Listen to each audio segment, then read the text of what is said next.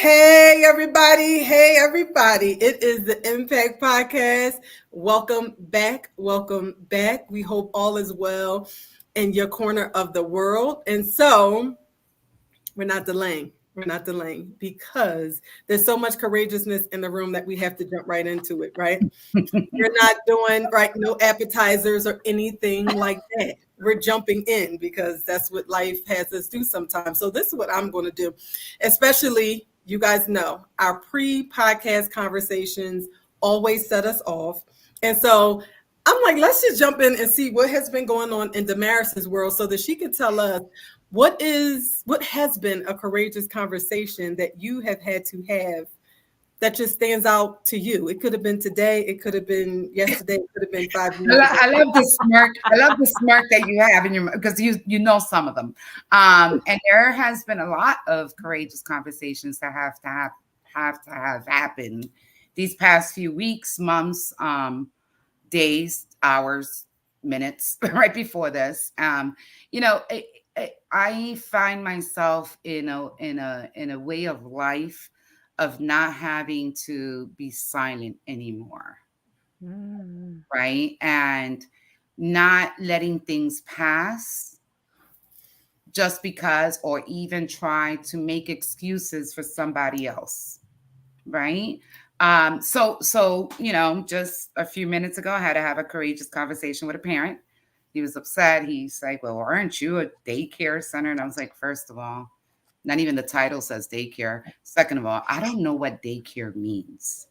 So let's have this conversation, Talk right? about And those are some courageous conversations because most childcare providers, they'll be, either afraid of losing a parent or just not correcting someone where they at because they have a high stature.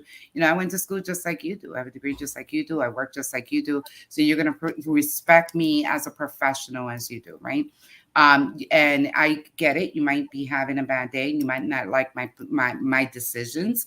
However, my decisions are always best, not only for the families that I serve, but as well as the staff that I have. So if I have to think about 276 children, I also have to think about 52 staff members, right? So sometimes people don't come out of what's in front of them, or they don't think about anybody else other than how life is affecting them.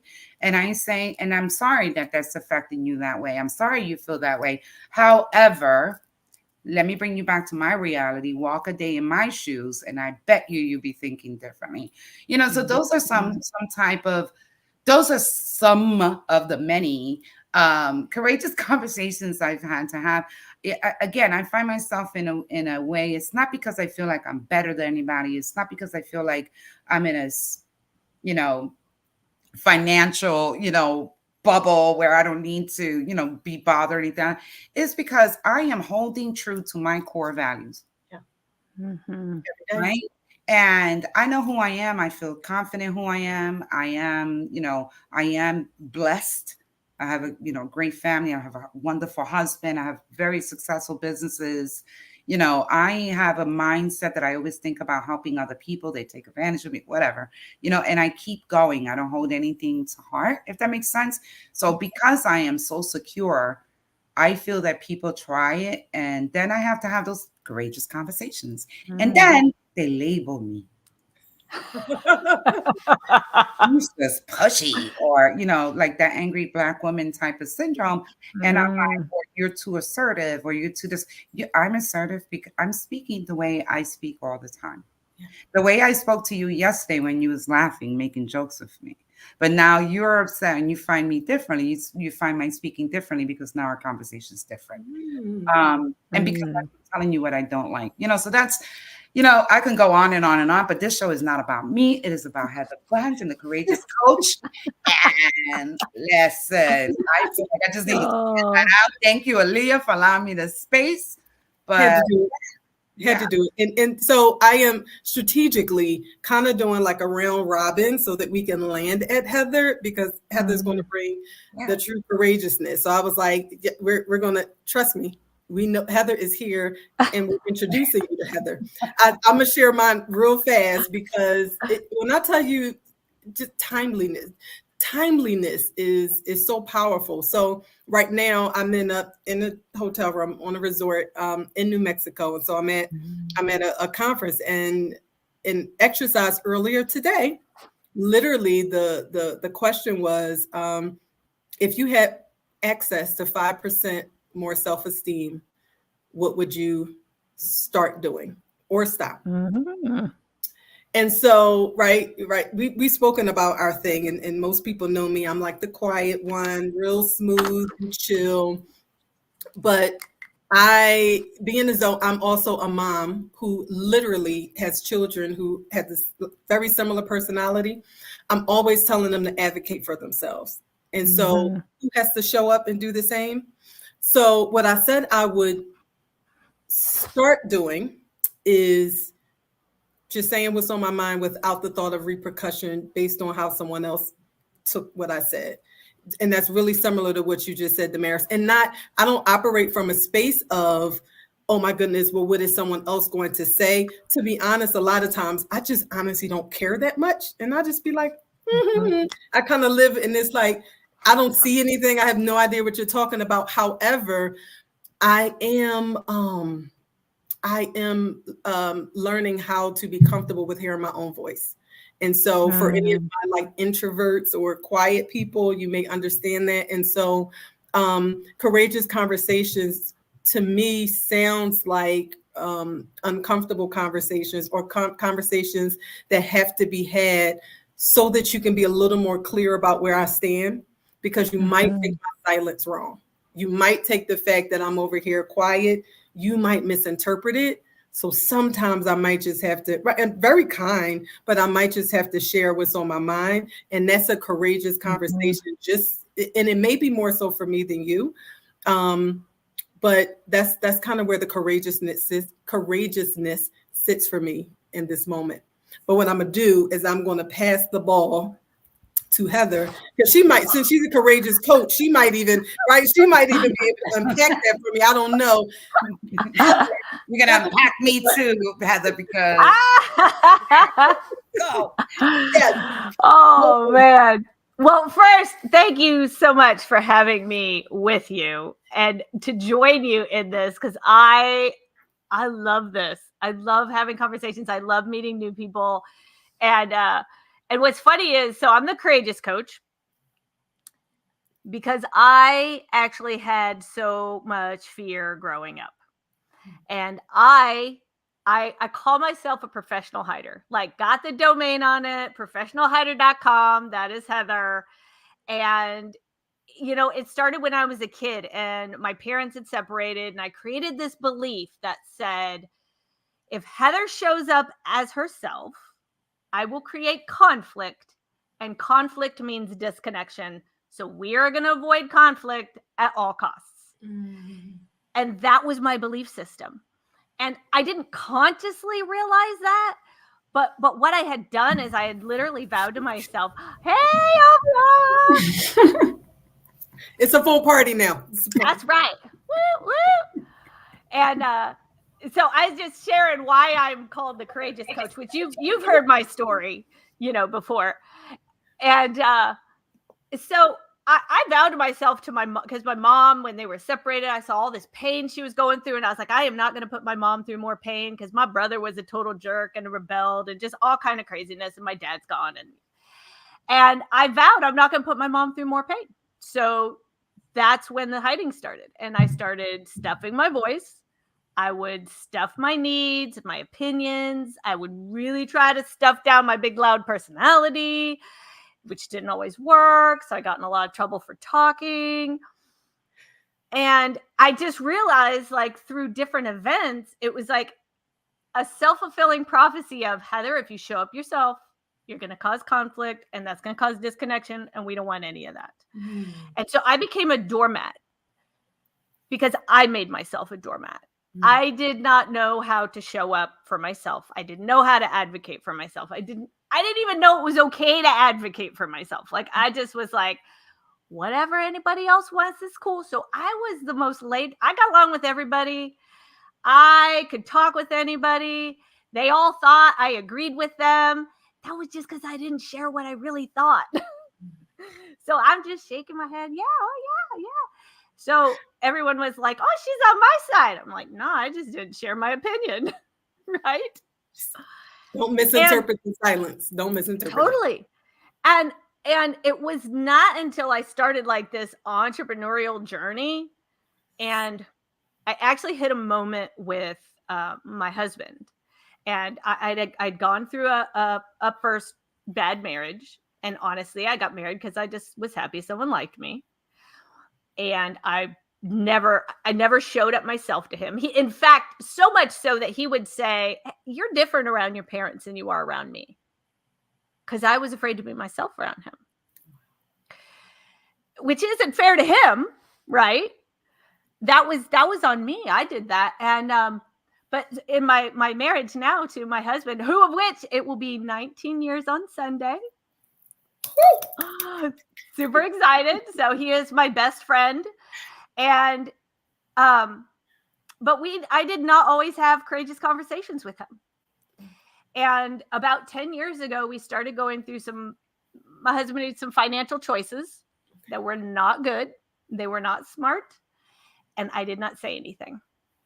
And I knew in my heart what we should do and what we shouldn't do. And I didn't tell him. I was too afraid. I was afraid he either wouldn't, accept it or receive it. But I never gave him the chance.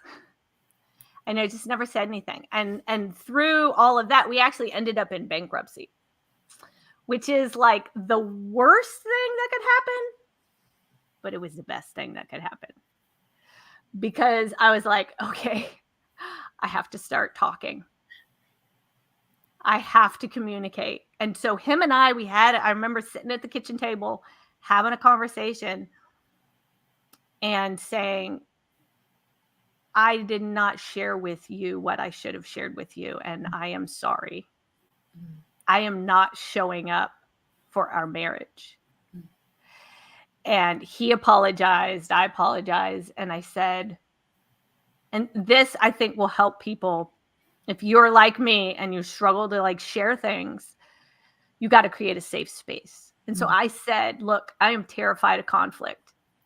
I need a safe space to practice having hard conversations. That's good. And he said, yes, fortunately, because to be honest, not everybody would, because it's hard, right? It's hard. And ladies, let me tell you about my practice. It was ugly. It was so ugly. I was so scared when something would come up. Like you were talking about Aaliyah, where it was like, okay, now if something comes up, I just got to say it right away. So I started practicing that. With no filter. Well, I was so bad. I would like go, okay. And I would hem and I would haw. And I was like, okay, I need to tell you something. And I literally would pace. I would feel like I was going to faint. Like my hand would shake. I was just like, you would think I was going to tell him the hardest thing imaginable. And it would be just really something simple. Like, I just didn't like the way you said that. Like, do you know what I'm saying? Like, but because for decades I had stuffed my voice. Yeah. I didn't know how to do it. Yeah. And I had to get comfortable being uncomfortable. Because those conversations are uncomfortable. And they were ugly. And I would cry. And it was so bad. And my husband, he would just smile at me. And he would just say, it's okay. It's okay. And I would just do it. And I'd eventually get it out. And I was like, that felt better. Okay. And then I have to do it again. And it was ugly. But it was like the more I did it, the easier it got. And the easier it got. And the less ugly it got. And now I can just go, hey, hon, you know what? When you said that actually, that really bothered me when you said that. This is how I took that, and then we'll have a conversation about it. And now it's easy. But oh my gosh, it was ugly, nasty. And I think most of us aren't willing to go through that ugly part to get to the comfortable part. To get because courage isn't the absence of fear. Like, I was terrified. He's going to hate me. He's going to get mad at me. I'm going to make him feel bad. And I don't want to make people feel bad. Like, that's part of my personality. Like, I don't want to make you feel bad. Yeah. I gotta jump in here. This is Yeah, so go. good. This is so good, Heather. And it's so good because when I think about all the people, right, men and women that become doormats and they silence their voice and they don't even know where to begin. And so by you really illustrating the example, I felt like it was like the little engine that could, Yes. I think I can, right? The little engine that could. And so you starting with saying, I need a safe space, and your husband being willing to give you that safe space, like that was such a gift. Yeah. Yeah. That was such Yes. a gift. That was such a gift. And he held space for you. And so Yeah. for those that's listening, this was just such a delicious conversation because even today I spoke to a few women who were like, I had to go back to my abuser. I'm with my abuser, this different things. And it's because they don't see themselves on the other side of it, right? Yeah. They're not having that courageous conversation. And so this was just really, really good because it happens everywhere. Yes. Not Yes. right, not just in an intimate relationship with a Mhm. partner. It happens in a workplace. It happens between parents and children, right? Yep. Adult children. Yes. It happens everywhere. So I just love how you kind of walked us through that. And even for those that's listening who don't have a safe space, I would say just stand in the mirror and That's talk it out. good. Yeah, Yeah. stand in the mirror and talk it Yeah. out because you need to release it. Because if you don't, Mhm. it really does eat away at you the more that you hold it Oh, in. Yeah. so agree. So agree. And because too, you're holding in. It's almost like holding unforgiveness. Even, Mhm. like Absolutely. if you hold unforgiveness, it's like it starts to eat at you. It's the Hmm. kind of thing when you stuff your voice down so much. It's like when you start to finally talk. It's almost like when you have a frog in your throat. Hmm. Yes. Hmm. You don't know you have a voice. Yeah. Hmm. And then I think you like breed resentment at some point. You breed, Yes. Yes. and then it start pointing the finger at other people. But it's like, Yes. but you didn't say anything. I You, Well, and didn't I say because need anything. Yep. the family yeah, showed up. yeah, Bitterness, all the resentment, stuff. Yep. disappointment, frustration. Right. The whole family The showed up. The whole- cousins came to jump you. Yes. I And you know love that what's you call it funny? the whole family. It's a package deal. It's funny. Me and my literal stuff too. I'm like who's in the What's family? family? What's I'm family? like, I remember years ago, and it's just like during COVID, prior to the pandemic, I would go to platforms, work wise, and just be silent, just observe, be silent, didn't say anything, Mm, even if I didn't agree with certain things or didn't or wanted to say something, I would just keep quiet because I felt like it wasn't a safe space. I felt like my voice yeah. wasn't going to be heard. And once the pandemic happened and so much death was surrounding us and so many uncertainty, right? And so many people were really going through trauma. I woke up that I found my voice, right? Mm, And when I first opened up my voice, when other people realized I actually had a voice, they looked at me like, that's Damaris? Like, yeah, I've been here the whole entire time. Right. yeah. I do have a brain. I do have I'm pretty smart. I consider myself pretty smart. I'm very innovative. I do all these things. I just never say anything to you, but now I am. And you know Mm, why now I am? I'm going to say not really what I want, but what I want, what I feel, yeah, mm, right? Because life is too short. And if anything, we just went through a whole entire pandemic. yes, yeah. And if you're not living life, like Obiama said, life be lifing, right? However, we are the ones that have to control that. So if there's things that need to be said, then say them because tomorrow's not promised. yeah, Mm-hmm. yeah. Oh, that's good. That's Yeah, so and I good. think it's so interesting. I'm sure at some point I talked about that, right? Like my whole therapy thing, where it's interesting. Now I was talking to my daughter the other day, and she also said, I had to take a look at the feelings wheel. I was like, exactly. That's a good Yeah. practice. I think for myself, what I'm realizing is I was quiet so long, I wasn't even sure how I felt. And so now Yep. I have to refer back and be like, give me a moment. Let me see. I'm not sure how I feel.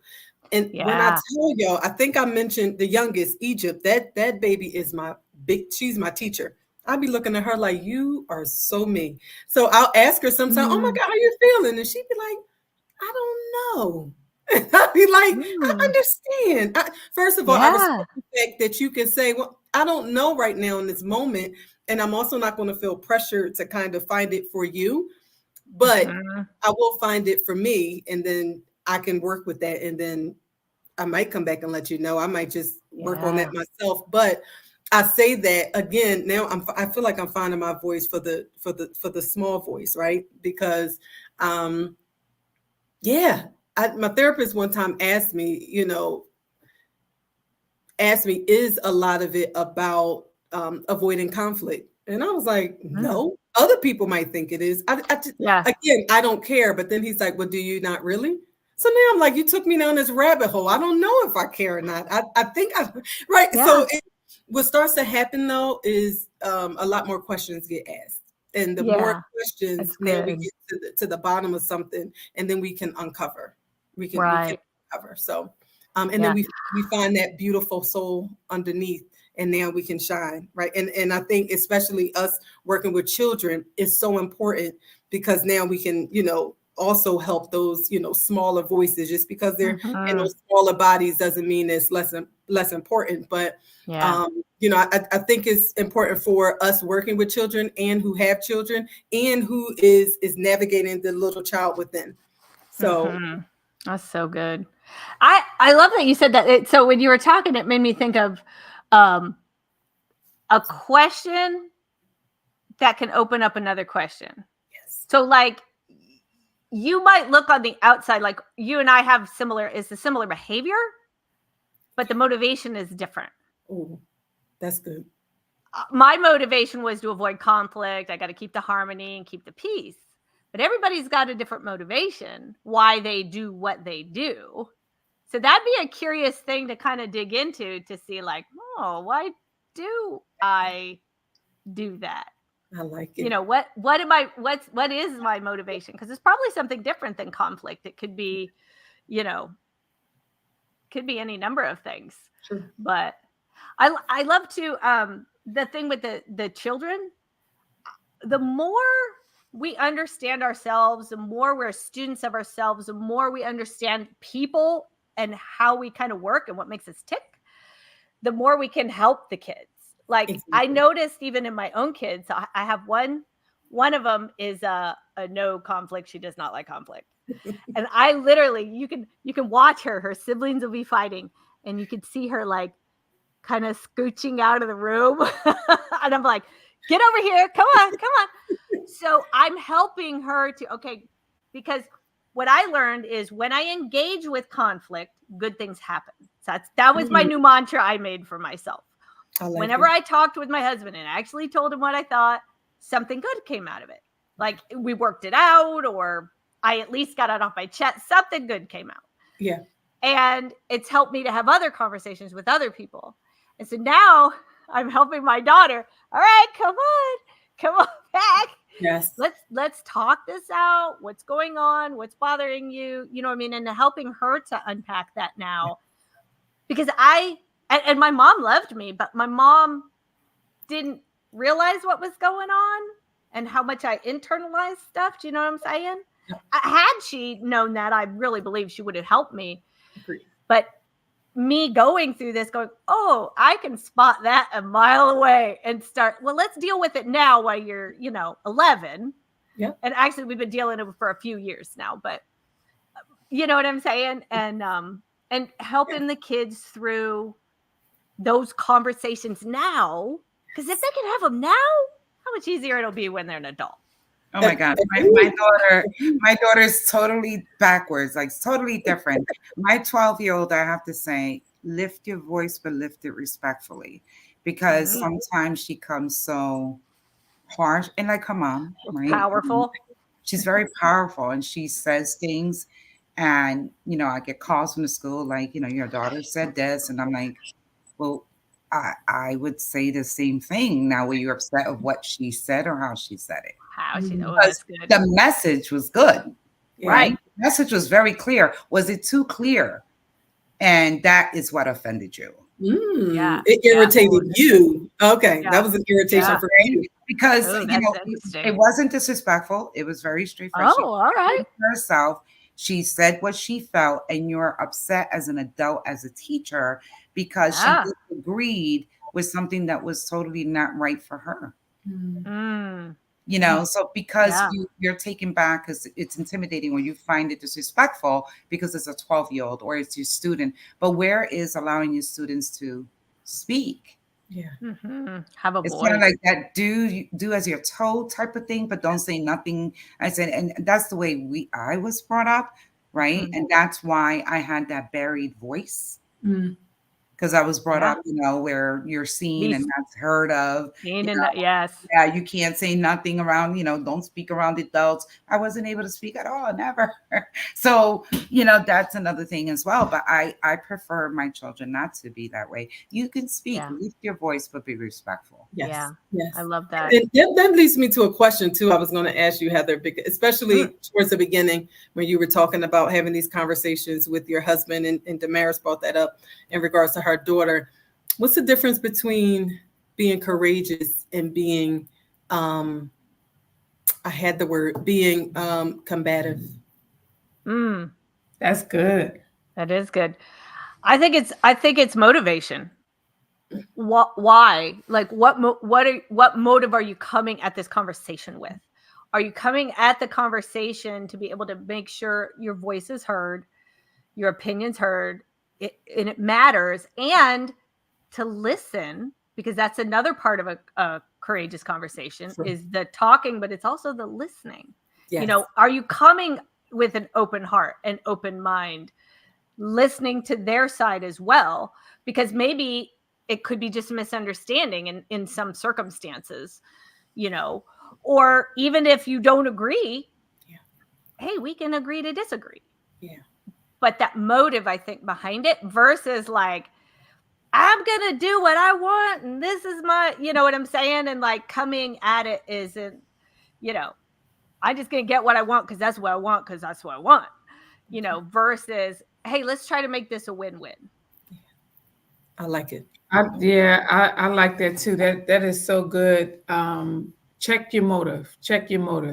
Right? That's the difference. Check your motive, because in any conversation, because it's really all about communication, and in any conversation, when you are going into the conversation with your guard up, it's really hard for any results or solutions to happen anyway, because you're so guarded.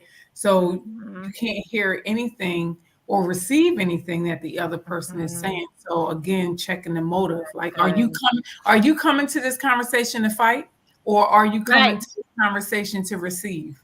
I have a goody question. You ready? I don't know. You got the hands rubbing. Is that like a Mr. Goodbar goody question? It's like it's tasty. Would it be seen competitive if it was a man doing the same thing versus a woman? Okay, now personally, I still think it comes down to motive. Personally. Now, I think there's situations where someone else may look at that and say, no, it's not combative, because I understand that. Now, I am not an assertive type, okay? But I have a lot of friends that are. And so I know that as a woman, especially in a workplace, you could come across, they will call you a different name if you're assertive versus a man coming at it and they'll just say, oh, he's assertive versus, she's a something with the same message, right? With the same tone, same message. But when you think about it, that's because of that other person. Yeah. That's the label that they put on there. Yes. But I think when you're in a I think personally, when you still come at it as assertive, but that open in a conversation, even if somebody thinks that, you know you did the right thing. And that's what matters. Absolutely. You know? Yeah, absolutely. I'm just looking And in a lens where how people perceive, right?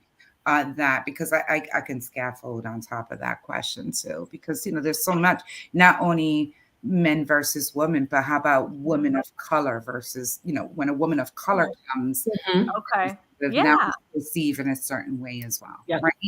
Yeah. So there's so many different ways, Mhm. to look at this. I think too, I love to watch people. I love to people watch. That's one of the things I love to do. And you can be assertive in ways with and still come across as soft. Yeah. Okay. Where you are purposely coming in a way that helps other people take their guard down. Yeah. Body language, Well, that's good. energy you come with, Yeah. right? A smile. Mm. Like, just because you got a hard conversation doesn't mean you can't smile. You know what I'm saying? Like, you can get them to get their guard down, and but you could be strategic about it, right? And still say exactly what you need to say. With a smile in your face. Yes. And you know what? You got the upper hand, really, you know? Yeah. Because Yeah. I'm gonna practice that. you, I'm right? gonna practice that right now. Maybe I gotta tell you, there's a book that is amazing when it comes to that type of thing. Body language, vocal cues, and it's called Cues, Cues, and it's by Vanessa Van Edwards. Vanessa. And she is the master of body and vocal tone. Okay. Oh, And that book is all about that. And it's finding this mix between that assertive and, where you're coming across as charismatic instead of like aggressive. I'm putting that in my heart right now. It's really good. And she's got videos too. It's The Science of People. And that. it's fascinating. It's really fascinating. So if that's something you want to like look into, she's one to check out. I just love her cover. It's just amazing. Oh, this She does have great actually, covers. I think this is so perfect because I've been waiting to ask you about this. I don't know if everyone is familiar with Enneagram. Yeah. And I saw, yes, and so I saw that you are expert in or trained Yes. or Yeah, I'm certified in the Enneagram. certified. Yeah. Can you tell the people what the Enneagram is, what that does? Because I think it could be so powerful in relationships and in the workplace. And then we could probably then get into, because when you said assertiveness, it made me think of it. So Enneagram. So it's interesting. So I've actually said things that are Enneagram lingo without talking about the Enneagram. So the Enneagram is a personality typing system. But what I love about the Enneagram, it's not this is who you are and you're stuck there. You know what I'm saying? Like some of the systems are like, I'm this, and this is what it is. The Enneagram, what it is, it reveals to you why you do what you do, your motive. See, we all have a core fear, and our core fear came from our childhood. And we created defense mechanisms and adaptive strategies to survive our childhood, like all the stuff that you go through. My Enneagram number, core fear, is conflict. I am called the adaptive peacemaker. I am type number 9. There are 9 types, and my type is terrified of conflict because it has to keep the peace and it has to keep the harmony. And I can pinpoint exactly where it came from in my childhood, and you can see it. But what happens is that worked for me as a little kid to keep me safe. But I took it into adulthood where all it did was hurt me. And I became the doormat. I lost my voice. I went through a bad marriage, and the first part of my second marriage was we had some challenges because I didn't show up as Heather. And so each number has its own core motivation. And my husband, he's a type 3, and they're the competitive achiever. Okay. Which sounds great. But his core motivation is he has to achieve, because if he doesn't, he feels worthless. Like his worth is literally wrapped up in achieving. But me knowing that, my language shifts so that when I talk to him, I make sure he knows I love him for him. So when we went through all that financial stuff, I made sure he knew, I don't care what mistakes you made. I don't care that, all this stuff happens. I love you for you, not for what you do, right? Like just knowing something so small like that is priceless in a relationship. My you had them on the podcast, Kat Schudel and Becky Mitchell. Yes, they're type 7s. Type 7s is the enthusiastic visionary. They got vision up the wazoo. They are excited, but their core motivation is to avoid pain. So they're going and moving to the next great thing and the next great thing and the next great thing because they're trying to avoid pain. So like each number has a motivation of why it does what it does, Heather, do you remember what mine was? I don't remember. Yes, I do. You are a type 8. Okay. And that is that's the challenger. Okay. Is that a test? I want the test. It is. It is. It is. And let me just say, so Heather, we worked together, was 2 years ago? About 2 years ago, I think. About 2 years ago. Right. So I don't know if Heather also told you all that she is like amazing at putting curriculum together for personal development and programs and all kind of stuff. So I had the honor of hiring Heather to turn my book into a curriculum. Yes, my Breathe book, she turned it into a curriculum. So a part of that process, and it was grueling, but a part of that process was her doing the Enneagram assessment to kind of get an idea of my personality as it relates to the book, as it relates to the curriculum and all that kind of stuff. So we worked a few weeks. Yeah. And so go into your Enneagram number as an 8. So the 8 is motivated by they don't want to be seen as weak and vulnerable, and they usually had to grow up too fast is what happened, and so they'll show up with strength, and I like to describe them as a marshmallow on the inside with barbed wire on the outside. Okay. And very soft and squishy, but and it's really about control. And those are like that when we talk about the motivation. So that's the negative side. But what our goal is to go is from a negative to the positive side, because there's beautiful positive, because one of the things about the 8 is they are champions for the underdog.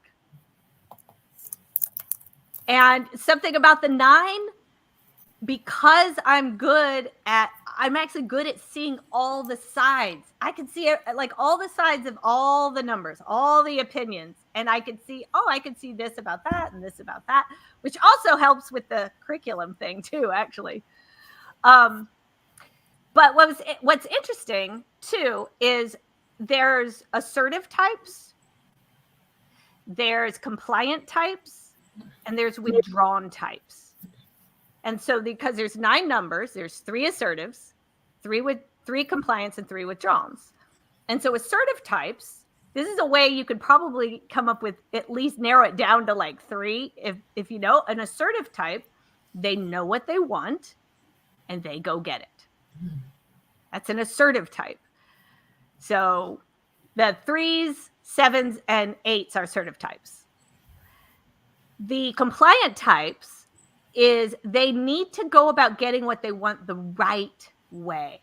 So it'd be like following the rules, or you're supposed to go to school and get the degree so then you can go do the thing. I can't skip that. I've got to do it the right way, right? So those are the compliant types. And then the withdrawn types they might see what they want, they might not, but they're waiting for life to drop in their lap. I'm a withdrawn type. And I could see that pattern of I was sitting there waiting for life to drop in my lap. And so my journey to transformation is to go, Heather, what do you really want? Now go get it. I love that. Get off your tushy and go get it, right? Love it. Love it. Where an assertive type might go, maybe I need to sit on this.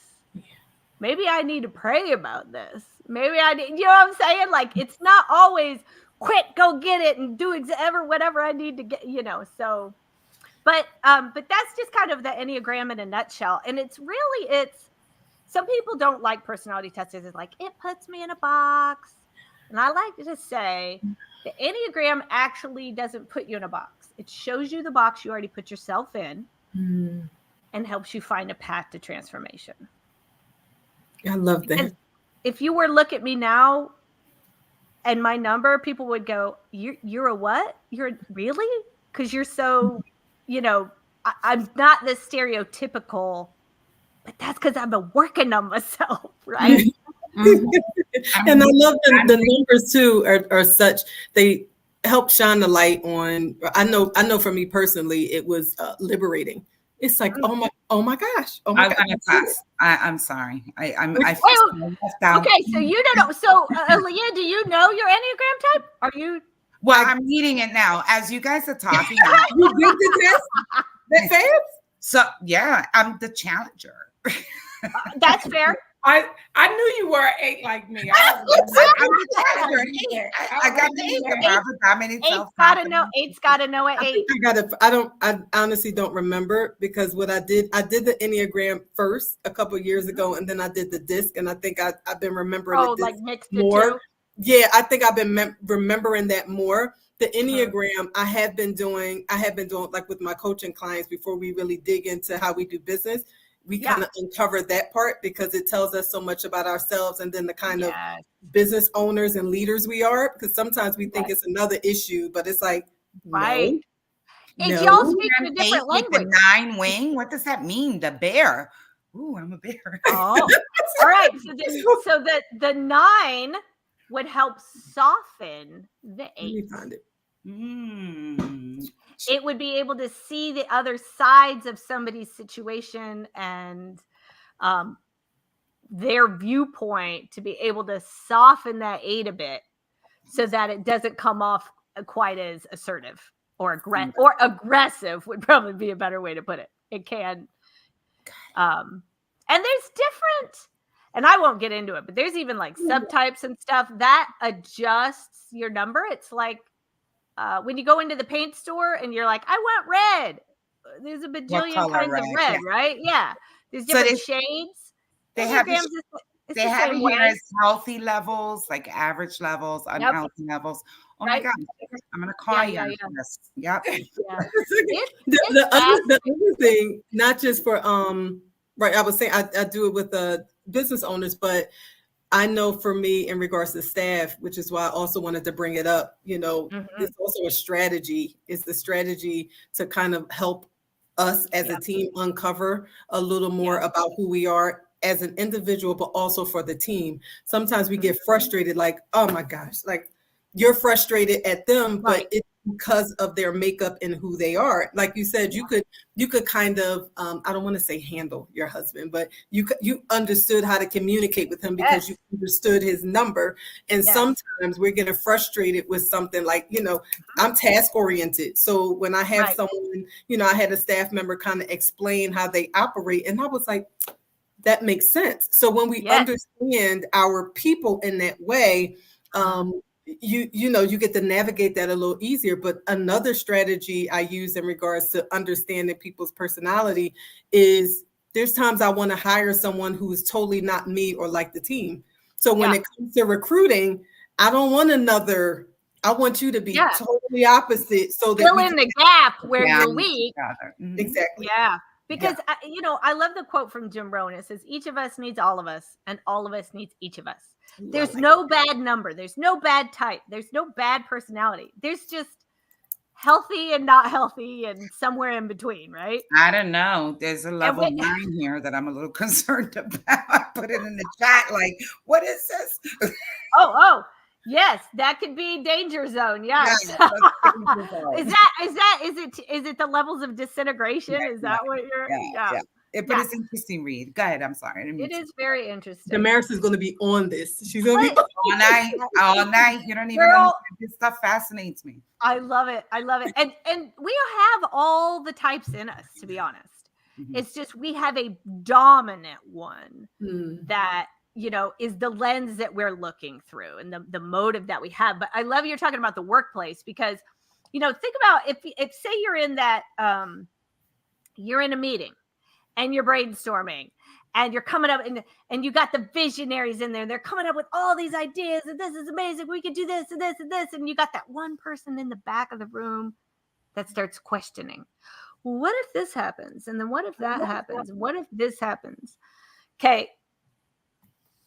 There's one of the numbers, the type 6, the loyal skeptic. They got a backup plan for the backup plan for the backup plan, right? You need that person. Yes. You just don't need them in the brainstorming session. You need to take them. And so you brainstorm, right? You get all the vision out and then you got a plan and then you take it to that person that knows all the backup plans and you go, all right, put holes in this. Mm-hmm. And they're going to tell you exactly where the holes are at. And you're like, all right, well, you need to do this. And, what if this happens? Okay, if you're registering people and you've got 2 lines, but you've got 500 people coming in a half an hour, you're never going to get them all through the line. You've got to have, They're going to know all so you need that person. It's just a matter of putting them in the right place so that they are you're maximizing their gifts, right? Because that's a gift to have a backup. Right seat. Mm-hmm. Yep. Mm-hmm. And setting people up for success. Yep. Yes. Yep. You have to be able to know your team to be able to. Yes. Very strategic. Agreed. Totally agree. Yeah. And investing in them as well, right? Investing in your team is pretty thing. So Biama, I need you to do this when you come to do my totally off topic, but I'm already telling you what you need to do. I got you. I'm right. Got it. We are right because we're both number 8s. Yes. Whatever. You speak the same language. Yes. And me over here. I'm the other number. I'm gonna go back and find it. I don't know where my you need to because like the gals I do podcast, they're both 7s. But because I understand the 7, I'm like, all right, I got it. Even though I'm totally different. I think it's mostly like, what we're talking about is definitely stuff with courageous conversations. And it kind of falls within those lines. I called up Yama today. I was talking with my team and we're doing end of the year appraisals, right? And we want our team to really provide us with the feedbacks, the end of the year's feedback staff where they rate us and they tell us what's good about the program. And so we can use that as improvement. And I said to Abiyama, we're not getting the data we need. I need an outsider to come in. I need to create a safe space for them to be able to really speak. And I need you to come in and I need you to do that. We don't want to do it. We want an outsider to come in. Yeah. I want you to connect with my team. I want you to know who they are, how they are. You know how to kind of decipher the bowl. You know how to really put in. And we want real-time data because it's been a couple of years and we're not getting the data we want because they're not comfortable or they're not sane or they feel like they don't want to or, you have the naysayers, you have the people in 6, you have the people in 8, 9, 10, whatever it is. But, so I feel like those 9s don't want to make you feel bad.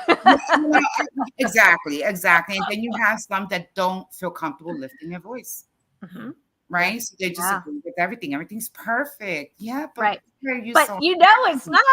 I know it's nothing's ever perfect. Exactly. So I feel like this is the perfect conversation today because it kind of like puts in perspective the vision that I had. And so immediately I called Obiama and I said, hey, I have this crazy idea. Has this ever been done in childcare? She said, no, well, let's do it. I love it. Let's do it. And so, well, let's do it. Let's allow that, create that space, get real time data, because we have to have authentic conversation, real conversations in order to improve. And if Right. we, even, work environment, school environment, everything. So I don't know. Sorry, I didn't mean to. I No. love that you're doing that, because I've been in cultures where they don't do that and they think everything's great. And we're behind the scenes going, don't they know they're terrible at communicating and the culture is hurting people and people are leaving out the back door faster than they're coming in the front. Do you know what I'm saying? And so I appreciate that you're thinking like that as a leader, to really care about your people and to care about the quality of the culture that they get to work in. I think that's phenomenal. Yes, thank you. Yes.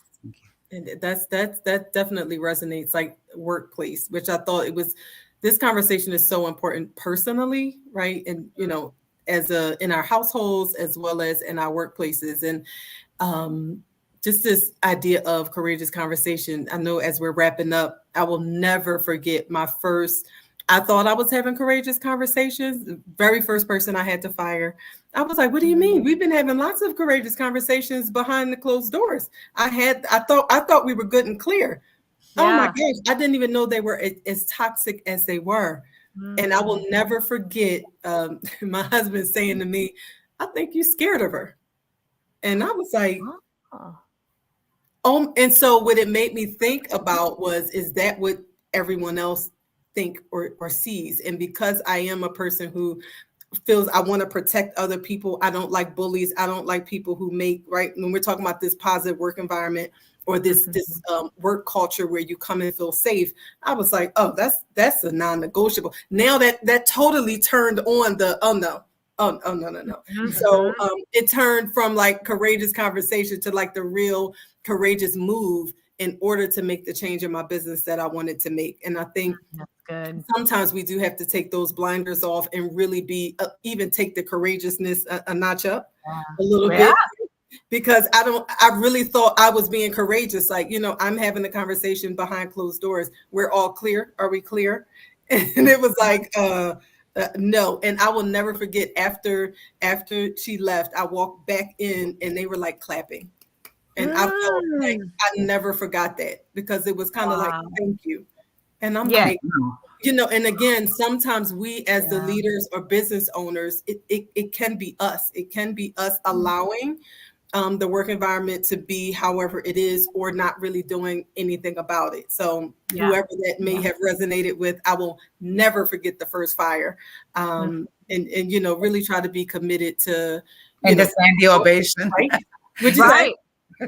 The standing ovation. Yeah, I'm like, oh my gosh, but I felt horrible. I didn't feel like thank you. It was like, oh my gosh, like you guys were really impacted by that. So for those of us who, in our households or our work environment, like this could be a perfect moment to take the Enneagram test, to just kind of check in with ourselves and see where we can shine the light on something, and then well, how can we reach you, Heather? Yes, please.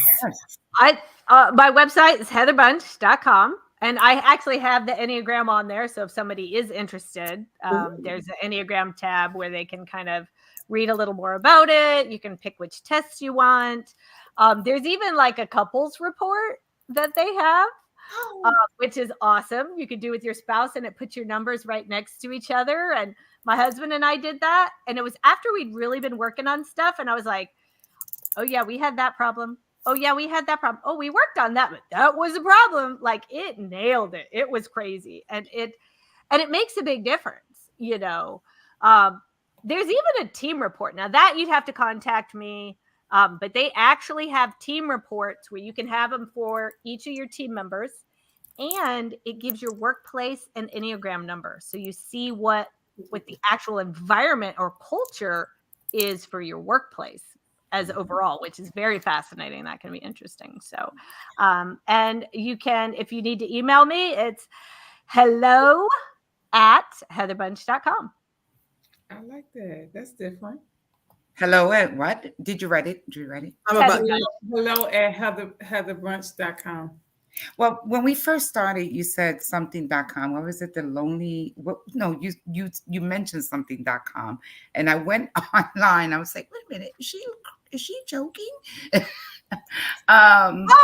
Professional hider. Yes, Oh, professional. I love that. So I actually do own the domain on that, and really? I was like, it forwards to my website. So Nice. that way, because my number, as my Enneagram number, I couldn't get up and lie to you. Like, I am the worst liar. So Same. if I am gonna say like professionalhider.com, that I got the domain on it, I got the domain on it, and then it goes to my It's website. so much fun. It's so much fun. Tell me your email one more time. Hello at Heather. Heather Bunch, BUNCH, like Brady Bunch, bunchgrapes.com. Yeah. Well, this has been I such love a delicious conversation. Oh my goodness. For those of you that's watching the replay, you definitely, we want to hear from you. We've been having just these really, really great conversations since we entered into 2024. And I'm just so excited about how we are growing together. I love it. I just want to say thank you, ladies. This was so much fun. Like, So much fun. you ladies are awesome. Thank you. You're Thank awesome. you so much. You as well. I know, like I would totally want to like play together. How can we like I play? know. Right. You're not local, are you? No, I'm in St. Louis area. You're in Ah, St. it's nothing Louis. but We're not too going to far. St. Louis, guys. We're going to the Head We Start You conference. coming here? That's No. right. We're going to St. Thomas. I wish I was in St. Thomas. No, St. Louis. Okay. No, I'm going to St. Louis, guys. Sorry. Heather, I see you in St. Louis. Did you see that? Did y'all see that? Everybody saw it. She just totally left. Okay. I know. Since when you start going to stuff without us? I'm so fucking way. Well, I mean, Aaliyah is at where in New where are you? Mexico. Well, that's different though, because she's in You're the not program. even both of y'all are not even home right now. You Stop. right. You right. I'm in Minnesota. That's right. You're in Minnesota. Aaliyah, where are you? New Mexico. Okay. Well, hang on. Okay. She said she's at a resort in New Mexico. That by the part. way. Did Guys, anybody- it's a mountain. I It's a am mountain. I was home. like, I'm home. Okay. I'm home. okay. All right, Damaris. All right. So take pictures and then we'll have to set a Oh, date. I'm coming. We can I'm coming. all Heather. get together. I want to and get on the wheel talk and about all our that stuff. Enneagram. I'm going to take pictures, and we're just going to tell everybody, look. And they're going to have Enneagram conversations and all of that. That's okay. That's okay. I love it. Let's not. This will not be the last time. We'll say this. We'll say that. And Wait, can we Everyone. bring Heather to the impact? November. Yeah. November. Would you like to November. come to Philly? November. Oh, that would be fun. I'm gonna find the Yeah, date. send me info on that. I All believe right, we'll do. Yeah, I think it's November 7th. All right. All right, we're sending Heather the information. You are officially invited to the Impact Summit, where we take this thing that we're doing on this platform in person, and we have lots of fun. And so Oh, we'll have some goodies. We'll have some goodies, I and love it. it'll be a great time. We're gonna go out and everything. Okay, we're going. All right.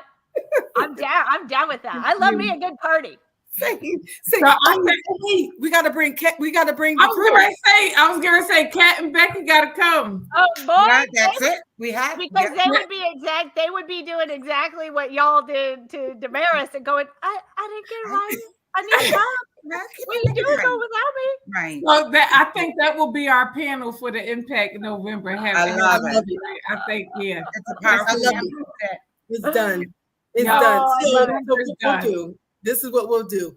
We are going to wrap this episode up because we can be here all night. We can be here all night, and I have to go to dinner soon. It's 6:00 here. But Yes. listen, thank you so much, Heather, for love blessing it. us with your presence and all your courageousness. Mm, I my felt it. pleasure. I felt it. Thank you for your story. Thank you, Damaris and Obiama, for coming on and doing what you ladies do.